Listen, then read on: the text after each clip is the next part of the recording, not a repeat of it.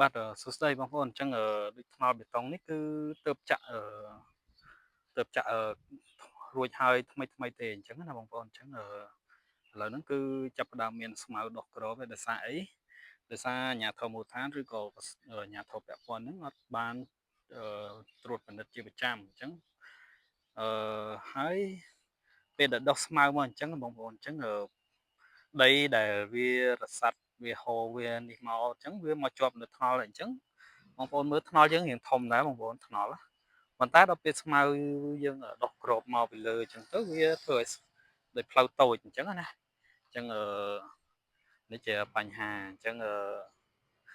អានេះបើសិនជាយើង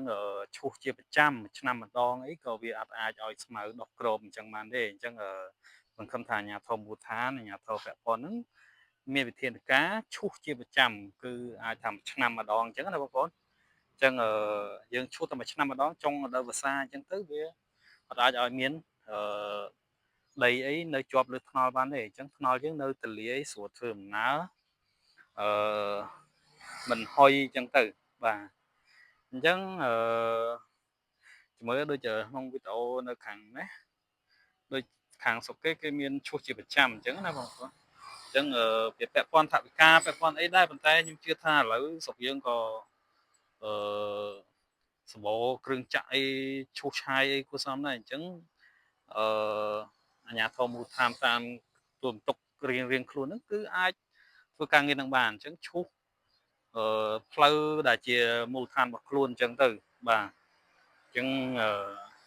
តាមផ្លូវបេតុងឬក៏ផ្លូវកៅស៊ូដោយសារផ្លូវបេតុងឬក៏ផ្លូវកៅស៊ូហ្នឹងភាគច្រើនគឺមានស្មៅមានអីដុះក្របអញ្ចឹងឬក៏ដីហូរចូលមកអញ្ចឹងតម្រូវឲ្យយើងថែទាំវាជាប្រចាំអញ្ចឹងណាអាចថាមួយឆ្នាំម្ដងអញ្ចឹងជាមួយខ្ញុំបង្ហាញវីដេអូមួយដល់បងប្អូនបានមើលអញ្ចឹងដូច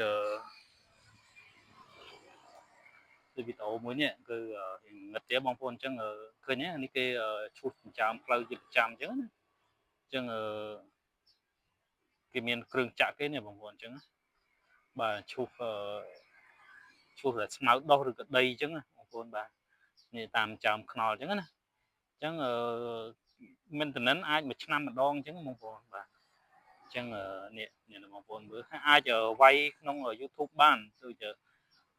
road maintenance អញ្ចឹងយើងអ្នកចេះអង់គ្លេសយើងអាចវាយបានហើយឬក៏ហ្នឹងហើយយើងស្រាវជ្រាវមើលវីដេអូខាងក្រៅឲ្យបានច្រើនទៅយើងធ្វើឲ្យស្រុកយើងហ្នឹងកាន់តែមានសោភ័ណភាពខ្លាំងឡើងអញ្ចឹងណាបងប្អូនដោយសារសន្ទុះនៃការអភិវឌ្ឍស្រុកយើងក៏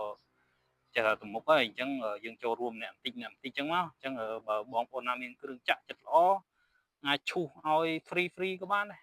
ព្រោះយើងត្រូវការចូលរួមទាំងអស់គ្នាមិនថារាជមិនថាមន្ត្រីមិនថាអ្នកមានអ្នកក្រអីទេគឺអាចចូលរួមបានទាំងអស់គ្នាអញ្ចឹងណាបងប្អូនបាទហើយអញ្ចឹងសង្ឃឹមថាអាជ្ញាធរមូលដ្ឋាននឹងដឹកនាំការងារនឹងអាចស្នើគ្រឿងចាក់ដែលឥឡូវតាមជនបទយើងសម្បូរគ្រឿងចាក់ឈូសឆាយអិចកាយអីហ្នឹងក៏សម្បូរដែរអញ្ចឹងអាចសហការឬក៏ធ្វើការយ៉ាងម៉េចឲ្យស្រុកយើងកាន់តែស្អាតណាអូខេអញ្ចឹងបើបងប្អូនគាត់ថាវីដេអូនេះល្អជួយ like ជួយ share ជួយ comment ផងបាទសូមអរគុណ